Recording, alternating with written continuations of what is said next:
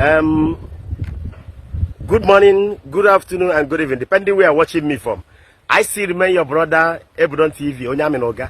Biko parents, biko ndi nne na nna, biko gene monte. Gene monte. Mmadu emis kona vida. Mmadu mere gini, mmadu emis kona vida. Gene monte gero efe nchore gwa gi. Obu na ibu nne na nna, owewu na ihe na-eme wee bata n'ọrụ. Isi jana nne ụmụazị richa nne ịsa ahụ ịkpara fon n'aka. Ịma nwa ife ụmụ gị na-eme. Bido kịta lere ụmụ gị anya.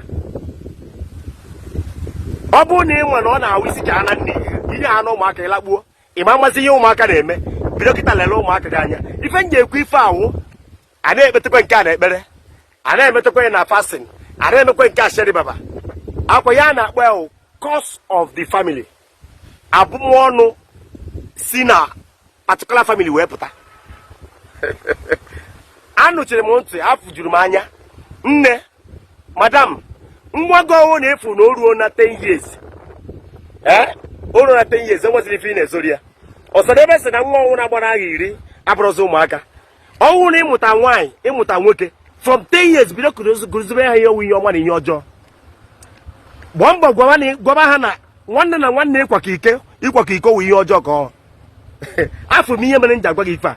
Madam, ọ na-eweta aka ebe 11, 12, 1, 2. Ụmụaka gị ebe ha na-edine. Kwanyere gị ụzọ ahụ n'ike. By this time na-agwa gị ka ị makere ife na-emenụ.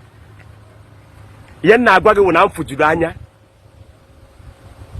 Enwe ndị nne na nna ji nwoke na nwaanyị na-eme abalị ha na-akwa iko. Na-epute abụmọnụ ịma na pastọ ada agwọ. Pastọ ada ekpepụta ekpere, Reverend Father, ihe amụkwu udo ekpere o wee kpepụta ndị a. Ataisi ụmụaka ihe a na-eme ọfụma suddenly nsogbu bido. Ataisi ihe eme ihe niile ị ga-eme asị na ekpere niile ekpe wee kwe ma ego ịzụta nye nwa gị ga-agba mbọ. O mechaa elu maala dịte na amawa ọkụ. O wee wụ na mgbe ha pere mpe na nwanne na-eyuzu ibe na nwoke na-ejide nwanne nwaanyị rie ya elu. Ị nọ na ị na-aza nne, ị nọ na ị na-aza nna, ị ma na ife nọ na be gị na-emebi. Madam, from today ị nọ kpọrọ ụmụaka gị bịa, ụmụaka gị ruo ha na 10 years. Kpọrọ ha bịa, kpọta ndị nwaanyị, kpọta ndị nwoke. Gwa anyị bụ na ngị onye a nwanne gị na gị na-ewe ofu ọbara na nna ba menwekọwu mmekọ. Na ọnwụ na mmekọ na a ga-ebu abụmọnụ mmadụ ama ekewawu. Na a ga-enwe abụmọnụ nwanne gị. Ihe m ga-ekwu ihe ahụ na anyị jere ụlọ ụka. I'm sorry to say this, makpọ ebe ọwa afa. Anyị jere nye a na-akpọ retreat. Anyị wee jee retreat. Achọghị m ịkpọ fada aha maka kpọ ya, achọghị m ịkpọ mmadụ onye asị m kpọọ ya mma kpọọ ya. Anyị wee na-eme retreat n'ụlọ ụka. Fada wee nọkọta otu ofu mmụọ gwa ya okwu wee gwa ya na n'ime ụlọ ụka ahụ nọ na ndị yuzugoro ụmụnne ha aja dị n'ala. Ihe na-agwa before God and man. Olu wee daa na ntị fada sị ya na ndị niile abịa retreat a na ụfọdụ n'ebe a, ụfọdụ boys and girls n'ebe a, ha na-eyuzu nwanne ha nwaanyị. Ịma nke mere anyị nọ n'oche na-eme retreat, fada wee sị onye ọ na-emechi anya anyị na-emechi anya anyị. O wee kwuo sị ọnwụ na ị na ebe a okwute ihe ọ ga-ekwu na ịnwa anwa mepe anya gị na ihe ebu cost forever, na ịnwa anwa mepe anya gị na ihe egbu isi. Fada wee kwuo ya kwụsị onye ọ na-emechi anya bifo okwu ihe ọ chọrọ ikwu na ịnwa anwa okwute anya imepe anya gị ubi cost forever na ndị ihe egbu isi. Gịnị ka fada kwuru?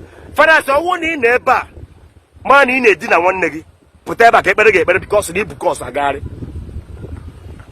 Ọ ga-enye nna adị m agwa gị agwara mmadụ nke a bụrụ dị na ntụpụ n'oche na azụ m otu ha emekọtara laahị o weziga na ọ maka kọsụ akpa emepe anya bụ mana mmadụ a na-ama ụmụ anwa chukwu n'azụ m ka ihe nọ n'azụ m onye nwe si n'azụ m metụ adaiz ịmara mmadụ si n'azụ oche gafe ihe notisi na mmadụ gara ọ gafe otu ahụ ya mee m na ahụ gwa m onye ka oru 5 minutes fara ji wee kwu ihe fara nọ n'ọta na-eti olo akwasa arụ na-eme na bayo, akwasa arụ na-eme na bayo, na-ekwukwo na-ekwu na-asị onye mepekwara anya emepe m anya m mana ka fara si wee na-eti mkpu mmadụ karịrị akarị. Biko nụ ndị parents, ihe ọbụla m na-ekwu, I'm saying it out of experience, I'm not like a kid. O nwere ndị na-anọ buru abụmọnụ from parents house ha na-agagharị. Ịma na time ị na-enwero mgbe nwa gị na nwa gị nọ nwee mgbozi ị ga-enwe. Nwa gị nwere ike jewa boy from boy, ihe ọ ga na-emezi ụwa gbacha boy ọ na-abịarute ime ngwezi chance na-ajụgasị ụmụ ihe chọpụrụ ozuru eju ya. Ịma mgbe ahụ onwe sikwa ụmụaka kịta nwa ruo ha na 10 years ọ bụrụ ọkakwana nwa gị ruo ha na 10 years ọ kana bido mgbe a kụzibere ya ifo kwesịrị ịma nna eyuzukwara nwanne gị na-arụ ka ọwụ na onye awa ọbara gị na onye ahụ na-ekwesịghị ime kisin unu ekwesịghị ime nke a agwa ka nsị ka mkwụrụ ụbọchị nketa ala maka arụ na-eme. Achọrọ m ka nwa ahụ ịmụta bara gị uru.